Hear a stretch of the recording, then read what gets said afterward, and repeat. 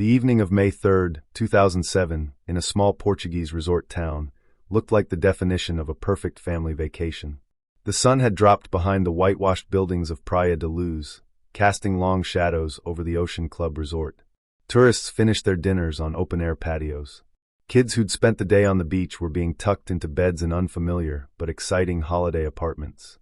For Kate and Gerry McCann, doctors from England traveling with their 3 children and a group of friends, it was supposed to be one of those nights you look back on and think, "Remember that trip?" The kids were so little. Instead, it became the last normal night of their lives. Before we go any further, a quick note. This case involves the disappearance of a child and the possibility of her death. I'm not going to sensationalize or linger on anything graphic, but even at a careful distance, it's understandably upsetting. If you need to skip this one or come back another time, please do what's best for you. For everyone still here, let's step into that holiday complex for a moment and try to understand how a family vacation turned into one of the most publicized missing child cases in the world. Praia da Luz is a coastal town in Portugal's Algarve region, a part of the country that, for many Europeans, plays the same role Florida or certain Mexican beach towns do for Americans. It's where you go to get away: sun, sand, simple apartments, and restaurants you can walk to in your flip-flops. The McCanns were from Leicester, England. Gerry was a cardiologist. Kate was a general practitioner. They were, by most accounts, a stable middle-class family with 3 young kids: 3-year-old Madeleine and her 2-year-old twin siblings, Sean and Amelie. In late April 2007, they flew to Portugal with a group of friends, also professionals, also with small children, and checked into the Ocean Club, an apartment-style holiday complex. The layout matters for understanding what happens next. The McCanns were staying in apartment 5A, a ground-floor corner unit on the edge of the complex. Their friends were in other units nearby. The resort had a pool, a creche daycare, tennis courts, and a tapas restaurant where the adults would eat most nights. From the point of view of a British or European family used to this kind of holiday, the setup felt safe and convenient. From the apartment to the tapas restaurant was about 160 feet, a line of sight broken by a pool and some shrubbery, but still close enough that you could walk it in under a minute or two. In the United States, a lot of people hear what I'm about to say and are instantly horrified. But it's important context. In many European resorts, it was not unheard of at the time for parents to put kids to bed in a nearby apartment and then go eat within the same complex, taking turns going back to check every 20 to 30 minutes. It was a cultural norm, questionable, yes, but a norm, that shaped the decisions made that week. Every evening of their stay, that's what the McCanns and their friends did. They'd put the children down to sleep around 8 p.m., then gather at the tapas restaurant for dinner and drinks, and rotate, checking duty. One adult getting up every so often to walk back, look in on the sleeping kids, and come back to the table. There was no baby monitor, no camera, just the expectation that you'd be gone for a few minutes and back again. On Thursday, May 3rd, they followed the same pattern. Around 8:30 p.m., Kate and Gerry tucked the twins and Madeleine into bed in the small bedroom they were sharing. Madeleine, nearly 4, was in a single bed next to the window.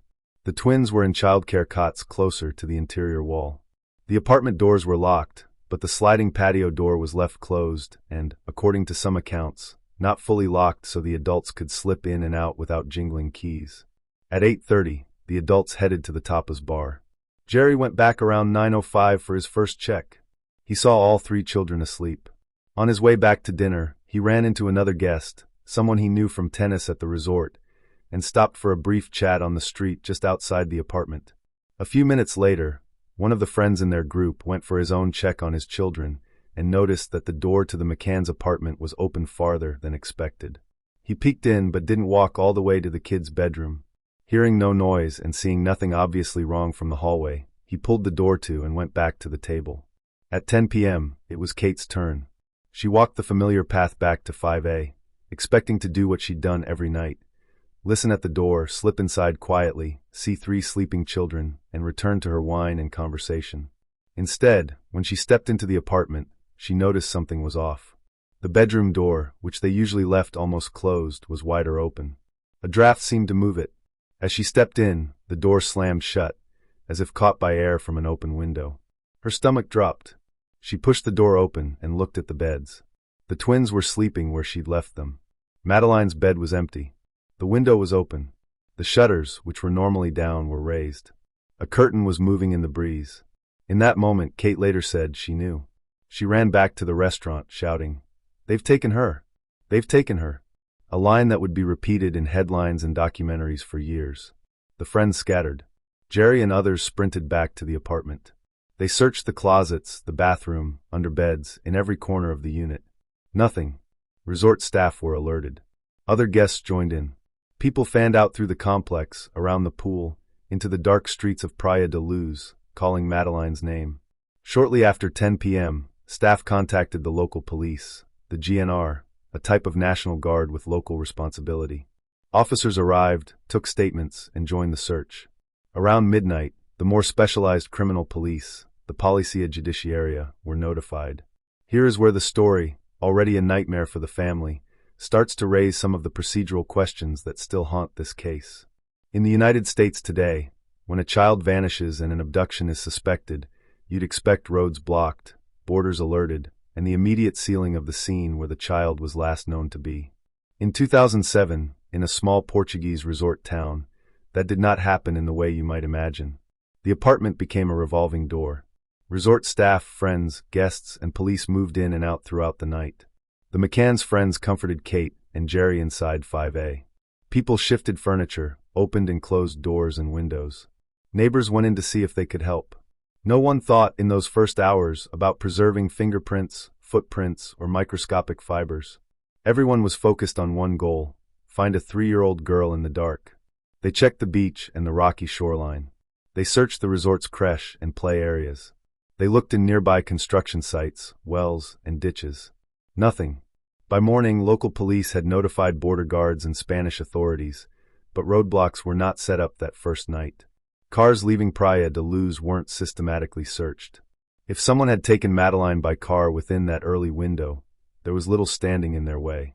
News spread quickly. Within days, the case had exploded from a local tragedy into a national and then international story. Madeleine's photo, a bright-eyed little girl with blonde hair and a distinctive mark in her right eye, was everywhere. That eye with a brown spot in the iris became a symbol. Posters, t-shirts, wristbands, banners at soccer matches. British tabloids descended on the Algarve like a second invasion. For an American audience, imagine the intensity of media coverage around something like the JonBenet Ramsey case or Elizabeth Smart's kidnapping, but with the full force of the British press, European outlets, and then international cable news all piling on at once. The Daily Telegraph would later call it the most heavily reported missing person case in modern history. The McCanns, still reeling, made a choice that set their case apart from many others. They stepped directly into that media spotlight and stayed there. Within a week, they were filming appeals, standing in front of cameras in Portugal, then traveling to other European countries to raise awareness. They hired a spokesperson. They met the Pope. They set up a fund to finance the search. For some people, this was proof that they were desperate parents doing everything they could. For others, especially in Portugal, it felt strange, too polished, too public, too soon. And while the family battled their personal nightmare in the press, detectives were trying to build a case on the ground. From the beginning, there were two broad possibilities. 1. A stranger had entered the apartment, through the window, the patio door, or an unlocked door, taken Madeleine and vanished. A classic, horrifying abduction. 2. Something had happened inside the apartment that wasn't being fully disclosed, and the disappearance was staged. In missing child cases, investigators are trained to start close to home. Statistically, when a child is harmed, it's more likely to involve someone in their circle than a stranger in the night. So although the Portuguese police worked publicly with the theory of an abduction, they also dug into the McCann statements, routines, and relationships. They weren't the only ones under scrutiny. Within 2 weeks, police named their first official suspect, an arguido under Portuguese law. That was Robert Murat, a British-Portuguese man who lived nearby and had been translating for police and media. Some journalists found his behavior odd. Witnesses claimed to have seen him near the apartment the night Madeleine vanished. His home and property were searched. His computers were seized. He was placed under a cloud of suspicion that didn't fully clear for years. He was never charged. Eventually, in 2008, his arguido status was lifted, and later he successfully sued several newspapers for libel over their coverage. Meanwhile, the relationship between British media, British police, and Portuguese investigators grew increasingly strained. The British press ran with every rumor: mysterious men seen carrying children at night, suspicious vans, sex offenders in the area, possible trafficking rings. Some stories came from leaks, official or otherwise. Others seemed to appear out of thin air. Under that spotlight, every misstep by Portuguese police was magnified. Evidence collection was criticized. Forensic work came under fire. The fact that the apartment had not been locked down immediately became a symbol of broader concerns. Was this investigation up to the task? By late summer 2007, the tone of the official investigation shifted dramatically. Cadaver dogs and blood detection dogs were brought in from the UK to search the apartment and a rental car the McCanns had been using. The dogs indicated the scent of human remains in certain places: behind a sofa, in a wardrobe, and in the trunk of the car. Tiny traces of what might have been blood were collected. DNA testing in the UK produced partial profiles that were, at best, ambiguous. Nonetheless, some Portuguese detectives began to believe that Madeleine had died in the apartment, perhaps in an accident, and that her parents had hidden her body and staged an abduction to cover it up. On September 7, 2007, Kate McCann was formally declared an arguido, a suspect. Gerry was named arguido the following day. For Americans, it's important to understand that arguido doesn't automatically mean we're sure you did it. It's a legal status in Portugal that gives a person certain rights during questioning, including the right to remain silent and to have a lawyer present. But in the court of public opinion, it landed like a bomb. Overnight, the narrative flipped. In Portugal and parts of Europe, where there had already been some resentment toward the very public British campaign, people started asking, had we all been fooled? Was this a case of influential foreigners using the media to distract from their own guilt? In the UK, it was the opposite. Many outlets framed the McCanns as victims a second time, parents who'd lost a child and were now being scapegoated by an under-resourced, defensive police force. The truth is, neither simple story fits neatly. The DNA evidence that some Portuguese officers had hoped would confirm their suspicions turned out to be inconclusive. The samples were too degraded, too mixed, to prove that Madeleine had died in that apartment or in that car. The scent indications from the dogs weren't backed by hard physical evidence. By July 2008, with no body, no confession, and no clear forensic trail, Portugal's Attorney General closed the case for lack of evidence. The arguido status of the McCanns and Robert Murat was lifted. Officially, the investigation went dormant. Unofficially, the war over what really happened was just getting started. One of the most polarizing figures in that next phase was Goncalo Amaral, the initial lead detective on the case. He was removed from his post in late 2007 after criticizing British police and later retired. In 2008, he published a book titled Maddie, The Truth of the Lie, laying out his belief that Madeleine died in the apartment and that the abduction story was fabricated. The McCanns sued for libel in Portugal and initially won a judgment awarding them significant damages. On appeal, Amaral's victory was restored. Portuguese courts eventually ruled that he had a right to present his theory. In 2022, the European Court of Human Rights backed that position, ruling that the Portuguese decisions hadn't violated the McCanns' rights. For supporters of the family, this felt like another institutional betrayal. For Amaral's defenders, it was proof that you can't silence the truth. Again, the reality is grayer. A court ruling about free expression doesn't mean a theory is correct. It just means it falls within what's legally allowed to be said. To this day, there is no public conclusive evidence that Madeleine died in that apartment or that her parents were involved. At the same time, the early investigations focus on them inevitably diverted attention and resources from other possibilities. And there were plenty of other possibilities. Over the years, detectives considered, and sometimes publicly floated, multiple theories. A local burglar surprised by a child who woke up. A sexual predator targeting holiday resorts. A child trafficking group. An opportunistic stranger who saw an open window or door and acted. The physical reality of Praia da Luz feeds these possibilities. The Ocean Club sits near roads that lead quickly out of town. The Spanish border is a couple of hours away by car. The area has a mix of tourists, seasonal workers, and long-term residents from multiple countries. At one point, police looked at a string of burglaries in the area. Another time, they explored reports of a man watching children near the resort. They chased down sightings of girls who looked like Madeleine from Portugal to Morocco, from Spain to India. None panned out. In 2011, after mounting public pressure in the UK, Scotland Yard launched Operation Grange, a formal review of the case. British detectives reanalyzed thousands of documents from Portuguese and British files, created new timelines, and identified leads they felt had been overlooked. In 2013, they released EFIT images of men seen near the apartment around the time of the disappearance and appeared on a BBC program, Crime Watch, asking the public for help.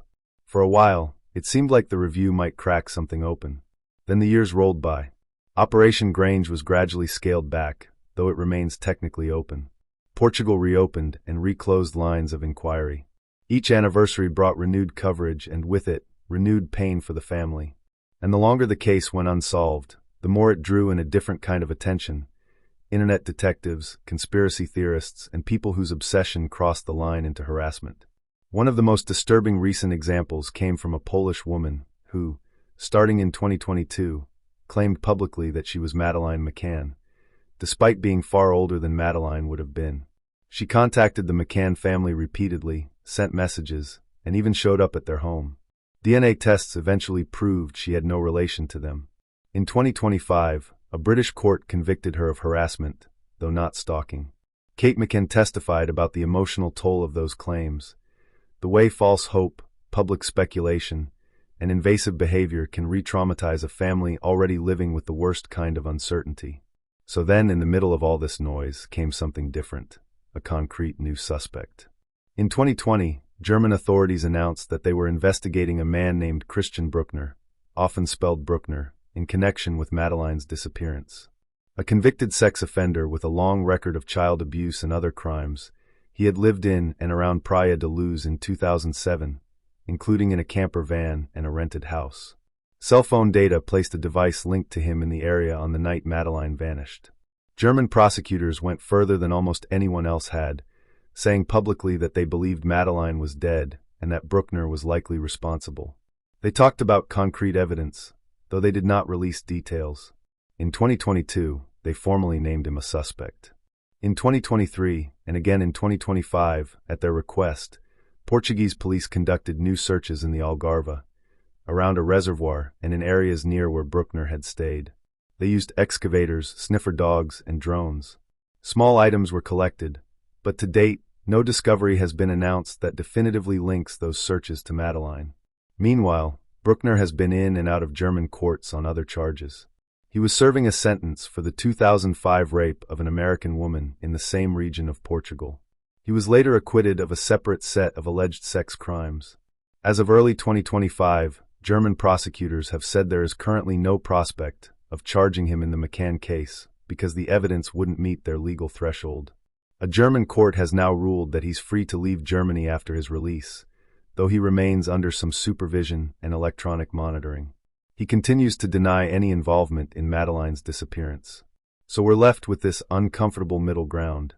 On one hand, you have seasoned investigators in Germany saying, "We think this is our guy," and pointing to his criminal past, his presence in the area, and unspecified evidence. On the other, you have a legal system that, so far, has not allowed those suspicions to turn into formal charges. Legally, Brueckner is just that, a suspect. He has not been convicted of anything related to Madeleine. In a system built around the presumption of innocence, that matters. And yet, for anyone following this case, for Madeleine's parents, for the public, it's impossible not to feel that we're circling something without being able to land. Part of why this case remains so emotionally charged is because it sits right at the intersection of so many human fault lines. There's the obvious one, the disappearance of a very young child. There's also the question of parental judgment. From day one, the fact that the McCanns and their friends went to dinner at a restaurant while their children slept in an unlocked or partially unlocked apartment a short walk away has divided opinion. Some people, especially in the US, see it as unthinkable negligence. Others, especially in parts of Europe where checking on the kids while eating nearby was more normalized, see it as a tragic miscalculation. That debate isn't just about one couple. It's about how we think childhood should be protected, how we judge different cultures, and how quickly we're willing to blame parents for not imagining a risk that most people, most nights, never see materialize. Then there's the media piece. Because the McCanns are white, educated, and middle class, their daughter's disappearance got a level of attention that countless missing children never receive. That has led to real criticism. The idea that some kids' faces end up on front pages and prayer cards while others are barely a blip. It raises hard questions about whose stories we amplify and why. At the same time, that same attention has made the McCanns lightning rods for hatred and conspiracy. When your grief plays out on global television, every gesture, every interview, every perceived inconsistency becomes grist for people who want to believe you're hiding something. On top of that, you have national pride and tension. Many Portuguese people felt, not without reason, that their country and police were treated with arrogance and disrespect by parts of the British press. British coverage sometimes talked about Portuguese investigators as backward or incompetent, an unfair generalization based on real mistakes in a very tough case. Those national resentments fed into how people interpreted each new development. When Portuguese police named the McCanns as suspects, some in Portugal saw it as proof that they hadn't been fooled by media spin. Some in Britain saw it as petty retaliation.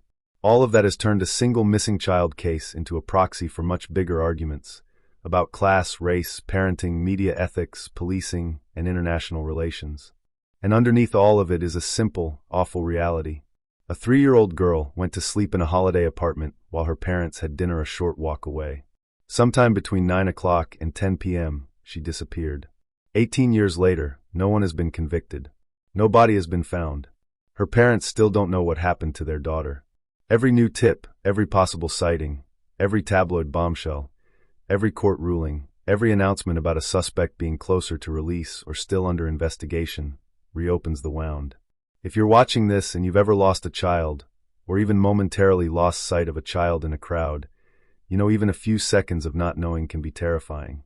Multiply that by nearly 2 decades, by headlines on 3 continents, by thousands of strangers dissecting your facial expressions online. It's not just a missing person case. It's a story that never ended. So where does that leave us right now? As of today, the official line is this: the Portuguese and British investigations remain technically open. German authorities continue to treat Christian Brückner as a prime suspect, but have not charged him in connection with Madeleine's disappearance. The European Court of Human Rights has upheld Portuguese rulings that allowed a former detective to publish his theory accusing the parents without finding that it violated their rights. The McCanns continue to mark Madeleine's birthday and the anniversary of her disappearance, issuing statements that balance hope and realism. They've said they will never give up looking, but they also know that if answers come, they may not be the answers they prayed for.